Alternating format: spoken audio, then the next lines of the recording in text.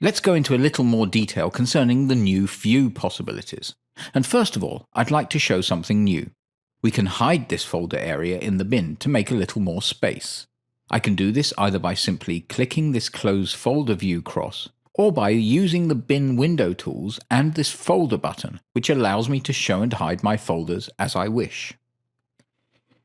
Especially when working in the detailed views, it can be useful to blend out these folders temporarily, simply to have more display room. As shown before, there are 3 view methods which show details here, these being the 3 here. I'll choose the middle of the 3 options, which is Detail Text Small.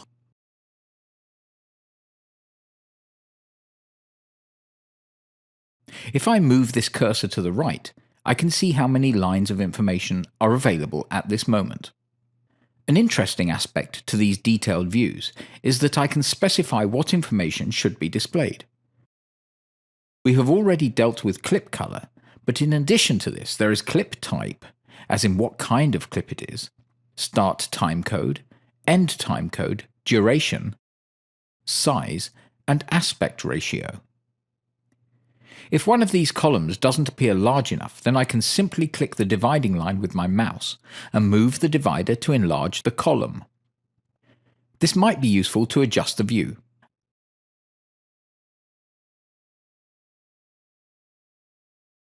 A small tip here, which is that if you double-click on the dividing line, then the column will be expanded to fit the longest item in that column. I'll do this on the Clip Color section, and we can see that the column is shortened to fit the longest text info. There is another way to optimize your view layout, and this is by specifying the order of the columns yourself. And to do this, I simply click in the middle of a column here, and with the mouse button held down, I can move the column to a new place to create some order.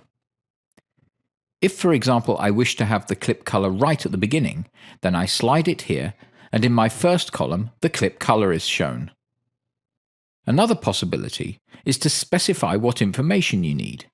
You can do this via right mouse click up here in the first line with the headings. A drop-down menu opens in which I can specify exactly which information should be shown. If, for example, I don't wish to see start and end timecode in the list, then I can deselect them. I can do this for channel, which is out of view, also for aspect ratio.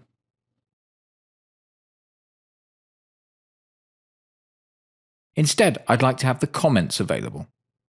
And if I select this column, I'll move the color column here,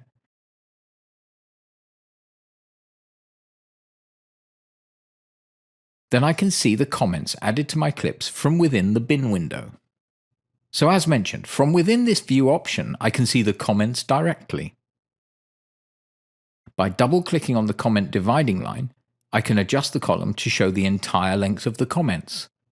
If I was to now move it to the front, I would have an easy way of seeing my comments for relevant clips.